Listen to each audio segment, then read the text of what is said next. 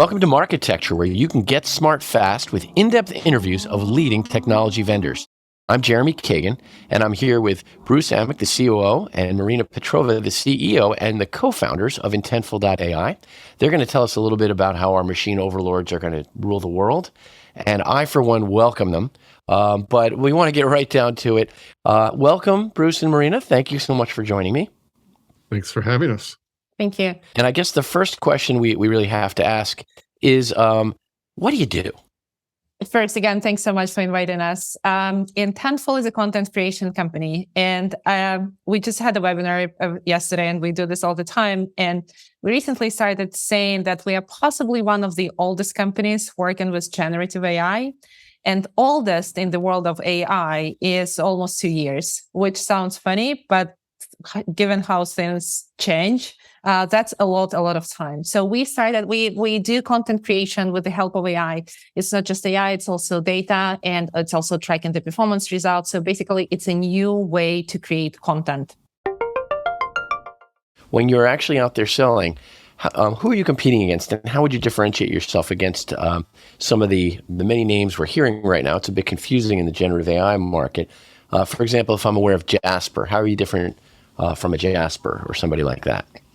That's a great question, several questions. So going back to GPT as a model. So GPT is a foundational model used by many companies. ChatGPT, for example, is the GPT model that is trained to have a conversation. A SaaS company like Jasper is, and I have a lot of respect for their work, and I think they are doing a great job of promoting AI with their huge investment that they are investing into marketing, and everyone knows what AI is, but that's great. And no, I mean that their product is great for freelancers for the most part and for overcoming the writer's block, but it is still the GPT model, the foundational model that is not trained to know the client's brands. So what we do is we fine tune, we customize our product to teach it to know the client's brands so that it is not just those 175 billion parameters or more, but it is on top with the brand's information. And it is not just simple customization of we will teach AI to know the style of your brand or the voice of your brand. That's easy. It's about knowing the facts. That's about knowing the performance. That's connecting the data insights. So AI is a tool. AI is really a tool.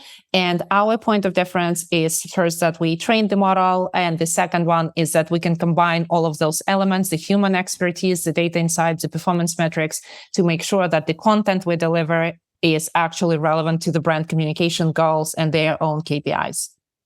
So you're essentially saying Jasper allows you to do content generation, but only in the style of the raw GPT, and you're taking that customized extra data of the brand's voice. Is that fair to say? Yes, that is correct. Yes. It's more than just voice. Voice is more style than data, and data we think is critically important for content. It has been before AI.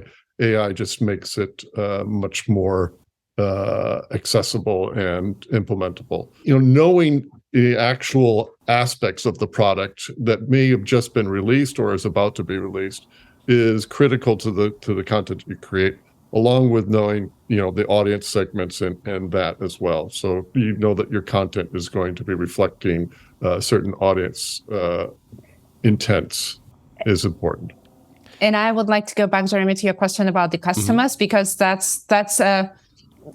really builds on the product that we have and how we're different. So when we just started selling, when we realized what the product that we're building, again, 2021, not too many people know or understand what AI is. There is a little bit of perception that I'm afraid to even touch it.